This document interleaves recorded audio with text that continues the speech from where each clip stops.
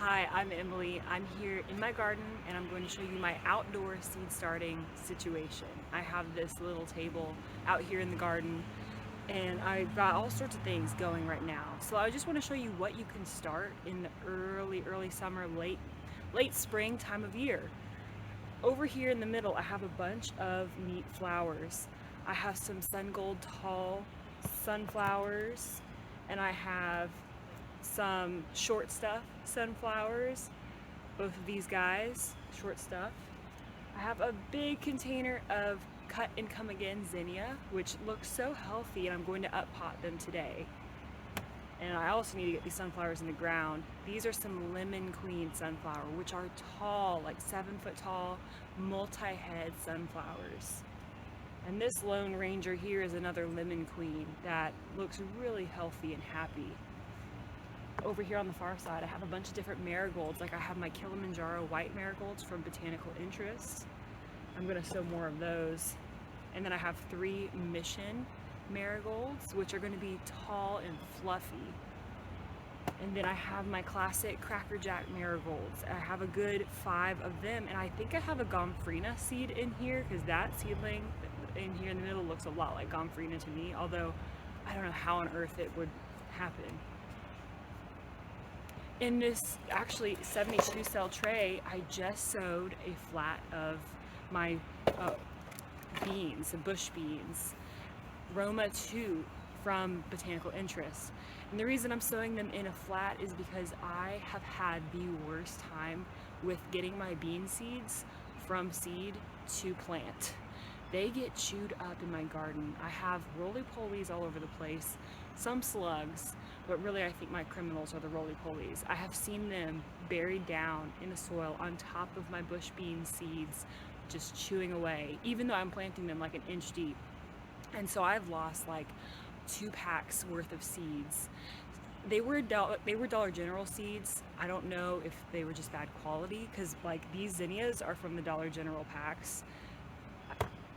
I just think, you know what, I've already lost so many bush bean seeds, I might as well sow a whole flat. And if I can get 72, technically 73 bush beans plants, that'll be more than I've had in any other year. I do have some successful bush beans actually right behind me here in this bed. This patch right here are some dragon tongue bush beans that are really happy, and also from Seed Savers Exchange.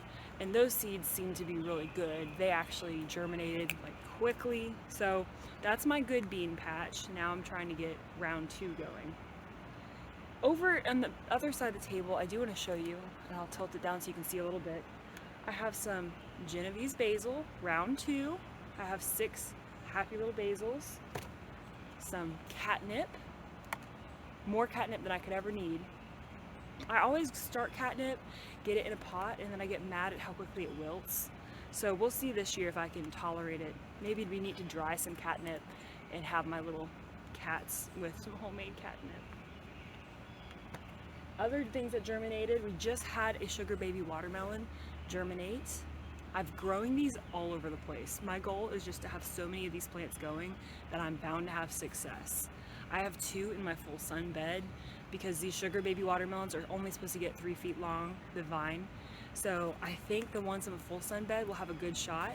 This is probably gonna go in one of my beds over here. When I pull out my beets, I'm going to put a watermelon seedling in there.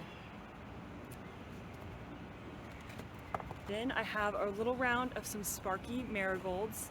These are from Hudson Valley. I adore these marigolds. If you want to see what I did with it, you should look at my Instagram. And last fall, I took a picture of me clipping off the entire plant. I'm about to sneeze. And so with that, I was able to just put the whole plant in the bouquet. They're like the perfect size for just a little package of marigold fun. And these are more of like a red-orange color pattern. So it's going to be coming into bloom toward the end of summer, or at least late summer. So it'll be very festive.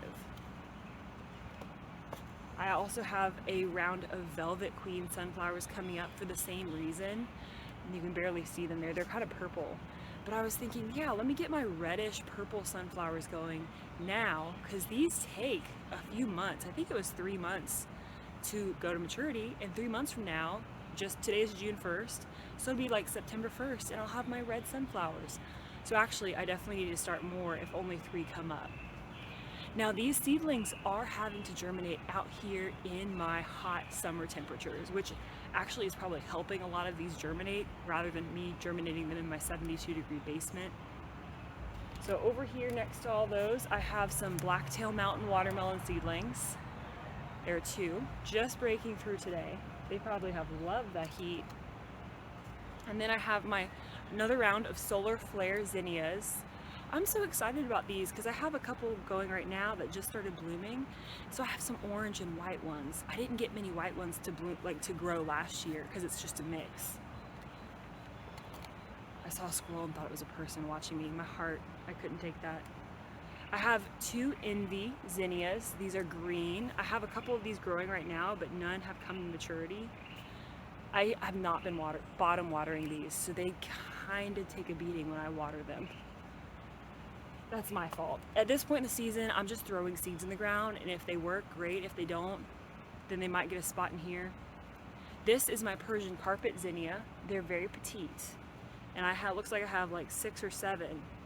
And with the Persian carpet zinnia, they're also more of like a red orange tone zinnia, and they're petite, so I can tuck them in between other plants. Now that my peppers are getting big and now that my tomatoes are getting big, these guys can just sneak in the gaps.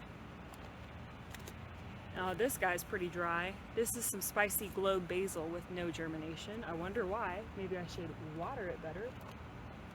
I have some cantaloupe thinking about germinating in here. This is the midget cantaloupe in my gardener. I don't know if that one germinating is going to make it.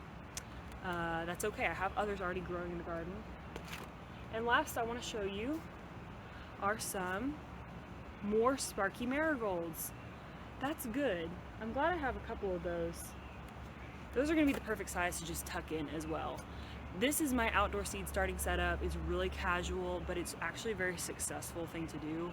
So if you are just done with the indoor seed starting and you want something lower in maintenance, I encourage you to consider just setting up a little table like this so you can have a bunch of stuff going.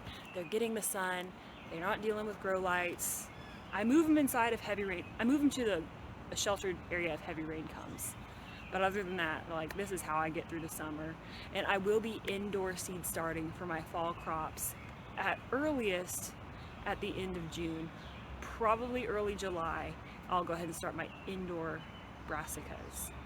So thank you for watching. Please like and subscribe if you enjoyed this video. I'm so happy I got to make it, and I hope you come back and watch other videos in the future.